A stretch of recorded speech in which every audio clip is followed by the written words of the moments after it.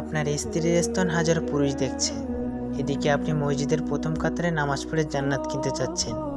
আপনি কি জান্নাতকে মামার বাড়ির আবদার পেয়েছেন? অসম্ভব। আপনি কাপুরুষের বাচ্চা, কাপুরুষ। আপনার বাবা আপনাকে জন্ম দিয়েছে ঠিকই, কিন্তু আপনাকে দিনের শিক্ষা দেননি। আর দিন না থাকার কারণে আপনি আপনার বউকে ছেড়ে দিয়েছেন লাইক কমেন্ট ভিক্ষা করার জন্য ফেসবুকে, টিকটকে, ইউটিউবে। আপনার বউকে দেখে হাজারো ছেলে নিজের উপর ফরজ গোসল ফরজ করে। আপনি অমানুষের বাচ্চা, আপনার বাবা আপনাকে দিনের শিক্ষা দেননি কেন? জনাব, আমার কথায় রাগ করবেন না। মোহর দিলেন আপনি, আর কল্পনায় হাজারো ছেলে আপনার স্ত্রীকে নিয়ে সহবাস করে। কথা কি বুঝেন আমার কথা খারাপ লাগে তাই না? গায়ে লাগে। এই কথাগুলি যারা শুনছেন দয়া করে দরবেশগিরি দেখাতে আসবেন না।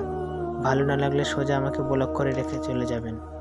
আর তা না হলে আমার বিরুদ্ধে গিয়ে পোস্ট করবেন, কথা বলবেন, যা ইচ্ছা তাই করবেন, আমার কিছু যায় আসে না। কিন্তু দরবেশগিরি দেখিয়ে আমাকে ভদ্রতার আওয়াজ শোনাতে আসবেন না। সারা দেশে চলে জিনা, সারা পথে ঘাটে চলে জিনা, সারা টিকটকে মেয়েদের অর্থলঙ্গ নাচ, সারা দেশে পথে ঘাটের বাথরুমে চলে এসব, সারা দেশে ভরে গিয়েছে নগ্নতায়। তারা সব করতে পারবে, আর আমরা বলতে পারবো না কেন? এই জাতি হককে এত সহজেই মেনে নেয়নি। আপনার লজ্জা কামনা করি আমি। আপনার বউ টিকটকে হাজারো ছেলের নাভি দেখাচ্ছে। আপনি অমানুষ হয়ে মানুষকে নীতিকথা শোনাতে আসবেন না।